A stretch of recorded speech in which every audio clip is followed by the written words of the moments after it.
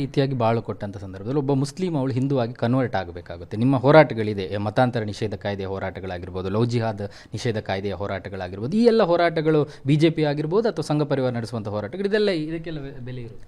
ಒಂದು ನಮ್ದ್ರಲ್ಲಿ ಹೋರಾಟ ಅಂತ ಏನು ಅಲ್ವೇ ಅಲ್ಲ. ಅದು ನಾವು ಹಿಂದೂ ಸಮಾಜದ ರಕ್ಷಣೆಗೋಸ್ಕರ ಪ್ರಯತ್ನ ಪಡೋದು.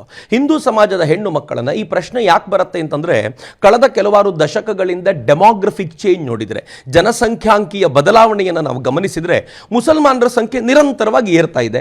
ಅವರ ಮೇಲ್ನೋಟಕ್ಕೆ ಅವರ TFR ರೇಟ್ ಕಡಿಮೆ ಆಗಿದೆ, ಟೋಟಲ್ ಫರ್ಟಿಲಿಟಿ ರೇಟ್ ಕಡಿಮೆ ಆಗಿದೆ ಅಂತ ಎಲ್ಲರೂ ಹೇಳಬೇಕಾದ್ರೂ ಕೂಡ ಅವರ ಸಂಖ್ಯೆಯಲ್ಲಿ ಏನೋದು ಕಾಣ್ತಾ ಇಲ್ಲ, ವ್ಯತ್ಯಾಸ ಕಾಣ್ತಾ ಇಲ್ಲ. 2011 ನಂತರ ನಾವು ಗಣತಿಯನ್ನೇ ಮಾಡಲಿಲ್ಲ, ಜನಗಣತಿಯನ್ನ ಮಾಡಲಿಲ್ಲ. ಗಣತಿ ಮಾಡಿದ್ರೆ ಗೊತ್ತಾಗುತ್ತೆ ಯಾವ ಪರಿ ಅವರ ನಂಬರು ಏರಿ ಕೂತಿದೆ ಅಂತ. ನಂಬರ್ ಹೀಗೆ ನಡೆದ್ರೆ ಬಹುಶಃ ನನಗನ್ಸುತ್ತೆ ಇನ್ನು 60-70 ವರ್ಷಗಳ ನಂತರ ಈ ದೇಶದಲ್ಲಿ ಹಿಂದೂಗಳು ಮೈನಾರಿಟಿ ಆಗುವಂತ ಸ್ಥಿತಿ ಬಂದರೆ ಯಾರೂ ಅಚ್ಚರಿ ಪಡಬೇಕಾಗಿಲ್ಲ. ಇದಕ್ಕೇನು ಪರಿಹಾರ? 2 ಮಕ್ಕಳನ್ನ, 3 ಮಕ್ಕಳನ್ನ, 4 ಮಕ್ಕಳನ್ನ ಮಾಡ್ಕೊಳ್ಳಿ ಅಂತ ಯಾರಿಗಾದರೂ ಹೇಳಿದ್ರೆ ಹಿಂದೂಗಳು ಅದನ್ನು ಒಪ್ಪೋದಿಲ್ಲ. ಯಾಕೆಂದ್ರೆ Hindu is always A progressive. ಅವನು ಇಡೀ ದೇಶ ಬೆಳಿಬೇಕು ಅಂತ ಆದ್ರೆ ಜನಸಂಖ್ಯೆ ಕಡಿಮೆ ಆಗಬೇಕು ಅಂತ ಭಾವಿಸುವಂತ ಜನಾಂಗಕ್ಕೆ ಸೇರಿದವನು. ಹಾಗಿರುವಾಗ ಏನ್ ಮಾಡಬೇಕು? ಹೇಗೆ ಮುಸಲ್ಮಾನರು ತಮ್ಮ ಸಂಖ್ಯೆಯನ್ನು ಬೆಳೆಸ್ಕೊಳ್ಳಿಕ್ಕೋಸ್ಕರ ಅವರು ರೋಹಿಂಗ್ಯಾಗಳನ್ನು ಸ್ವಾಗತಿಸ್ತಾರೋ, ಬಾಂಗ್ಲಾದೇಶಿಯರನ್ನು ಸ್ವಾಗತಿಸ್ತಾರೋ, ಅನ್ಯಮತೀಯ ಹೆಣ್ಣು ಮಕ್ಕಳನ್ನ ತಾವು ಕರ್ಕೊಂಡೋಗಿ ಮದುವೆ ಆಗಿ ತಮ್ಮ ಸಂಖ್ಯೆಯನ್ನು ವೃದ್ಧಿಸಿಕೊಂಡು ಅನ್ಯಮತೀಯರನ್ನು ಕಡಿಮೆ ಮಾಡುವಂತ, ಸಪ್ರೆಸ್ ಮಾಡುವಂತ ಪ್ರಯತ್ನ ಮಾಡ್ತಾರೋ, ನಾವು ಕೂಡ ನೀವು ಸಂಖ್ಯೆಯನ್ನ ಸಹಜವಾಗಿ ಆರ್ಗ್ಯಾನಿಕಲಿ ವೃದ್ಧಿ ಮಾಡ್ಕೊಳ್ತಾ ಕೂತ್ಕೊಳ್ತೀವಿ ಅಂತಂದ್ರೆ ನಮಗೆ ಬಹುಶಃ ಇನ್ನೊಂದು 500 ವರ್ಷ ಬೇಕಾಗ್ಬೋದು ಆ ಹಂತಕ್ಕೆ ತಲುಪಲಿಕ್ಕೆ. ನಮ್ಮ ಜನರ ಮೈಂಡ್ ಸೆಟ್ ಕೂಡ ಆ ಥರದ ಚೇಂಜ್ ಆಗುವಂತ ಲಕ್ಷಣ ಏನೂ ಕಾಣೋದಿಲ್ಲ. ಇರೋದು ನಮ್ಗೆ ಒಂದೇ ಒಂದು ದಾರಿ ಏನು ಅಂತಂದ್ರೆ, ಯಾರು 100 ವರ್ಷಗಳ ಹಿಂದೆ ಕತ್ತಿಯ ಭಯಕ್ಕೆ ತಮ್ಮ ಮತವನ್ನು ಬಿಟ್ಟು ಹೋಗಿದ್ರು ಅವ್ರು ನಮ್ಮವರೇ, ಅವ್ರು ಯಾರು ಬೇರೆಯವರಲ್ಲ. ಈಗ ನಾನು ಹಿಂದೂ ತರುಣರು ಕೇಳ್ಕೊಳ್ಳೋದೇನು ಅಂದ್ರೆ, ಮುಸಲ್ಮಾನರು ಯಾರೋ ಬೇರೆಯವರಲ್ಲ. ನೀವು ಕೆಟ್ಟದ್ದಾಗ ಅವರನ್ನು ನೋಡಬೇಕಾಗಿಲ್ಲ. ಆ ಮುಸ್ಲಿಂ ಹೆಣ್ಮಕ್ಳು ಒಂದು ಕಾಲದಲ್ಲಿ ಹಿಂದೂಗಳೇ ಆಗಿದ್ದಂಥವ್ರು. ಹೀಗಾಗಿ ಅವರನ್ನು ಹಿಂದೂಗಳು ಅಂತಾನೆ ಭಾವಿಸಿ ಅವರನ್ನು ಸ್ವೀಕರಿಸೋದರಲ್ಲಿ ತಪ್ಪೇನೂ ಇಲ್ಲ ಅಂತ ನನಗನ್ಸುತ್ತೆ. ಹೀಗಾಗಿ ಇದಕ್ಕೊಂದು ಪ್ರೇಮದ ವಿಸ್ತಾರವಾಗಿರುವಂಥ ಪರಿಭಾಷೆಯನ್ನು ಕೊಟ್ಟರೆ ಈ ನಾಡಿನಲ್ಲಿ ಹಿಂದೂ ಮತ್ತು ಮುಸ್ಲಿಮರ ಏಕತೆ ಇನ್ನೂ ಚೆನ್ನಾಗಿರುತ್ತೆ ಅಂತ ನಾನು ಭಾವಿಸ್ತೇನೆ. ಈಗ ನೀವು ಹೇಳಿದರೆ ಹೆಣ್ಣು ಸಿಗದ ಹಿಂದೂ ಯುವಕರು ಅನ್ನುವಂಥದ್ದು, ಬಹುಶಃ ನಾನು ಕೇಳುವಂಥದ್ದು, ಹಿಂದೂ ಸಮಾಜದಲ್ಲಿ ಈಗ ಅಂತಹ ಒಂದು ಪರಿಸ್ಥಿತಿ ಇದೆಯಾ? ಅದರ ಜೊತೆಗೆ ಹೆಣ್ಣು ಸಿಗದವರು ಮುಸ್ಲಿಮರನ್ನ ಪ್ರೀತಿಸಿ ಮದುವೆ ಆಗೋದು, ಅದು ಪ್ರೇಮ ಆಗುತ್ತಾ ಅಥವಾ ಅದು ಅನಿವಾರ್ಯತೆ ಅಂತ ಅನಿಸುತ್ತೆ? ಎರಡೂ ಥರ ಇದೆ.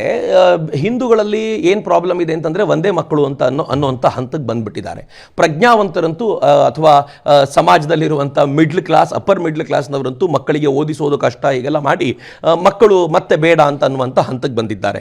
ಒಂದೇ ಹೆಣ್ಣು ಮಗಳಿದ್ರೆ ಅವಳನ್ನು ಚೆನ್ನಾಗಿ ಓದಿಸಬೇಕು, ಅವಳ ಕಾಲ ಮೇಲೆ ಅವಳು ನಿಲ್ಲುವಂತೆ ಮಾಡಬೇಕು ಎನ್ನುವಂಥ ಕನಸು ಪ್ರತಿಯೊಬ್ಬ ತಂದೆ ತಾಯಿಯೂ ಕಾಣ್ತಾನೆ. ಹೀಗಾಗಿ ಚೆನ್ನಾಗಿ ಓದಿರುವಂಥ ಹೆಣ್ಮಗು ತನಗೆ ಬೇಕಾಗಿರುವಂಥ ವರವನ್ನು ಆರಿಸಿಕೊಳ್ಳಬೇಕಾದಾಗ ಅದಕ್ಕೆ ತಕ್ಕಂಥ ಗಂಡನ್ನು ಹುಡುಕೋದು ಒಂದು ಕಡೆ ಕಷ್ಟ.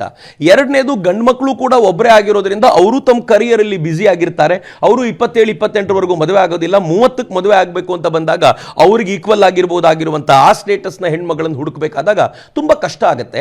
ಸೊ ಹೀಗಾಗಿ ಸಹಜವಾಗಿರುವಂಥ ಆ ಪ್ರೇಮ ಹುಟ್ಟೋದಕ್ಕೆ ಬೇಕಾಗಿರುವಂಥ ವಾತಾವರಣವೇ ಇಲ್ಲ ಅಂತ ನನಗೆ ಅನೇಕ ಬಾರಿ ಅನ್ಸುತ್ತೆ ಈ ಎಲ್ಲ ದೃಷ್ಟಿಕೋನದಿಂದಾಗಿ. ಹೀಗಾಗಿ ಯಾವ ಗಂಡು ತನಗೆ ಈ ಥರದ ಹೆಣ್ಮಗಳು ಸೂಟ್ ಆಗ್ತಾಳೆ ಅಂತ ಅನ್ಸುತ್ತೋ ಅದನ್ನ ಅವನ ಜಾತಿ ಮತ ಪಂಥಗಳನ್ನು ಮೀರಿ ನೋಡೋದ್ರಲ್ಲಿ ತಪ್ಪೇನಿಲ್ಲ ಅಂತ ನನಗನ್ಸುತ್ತೆ.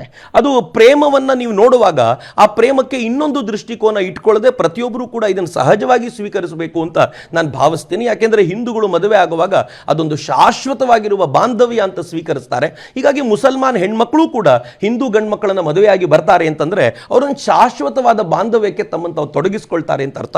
ಮುಸ್ಲಿಂ ಹೆಣ್ಮಕ್ಕಳಿಗೂ ಕೂಡ ಇದು ಒಳ್ಳೆಯ ಒಂದು ಸಂತೋಷ ಕೊಡಬಹುದಾಗಿರುವಂಥ ಸಂಗತಿ ಅಂತ ನನಗನ್ಸುತ್ತೆ. ಕೊನೆ ಪ್ರಶ್ನೆ,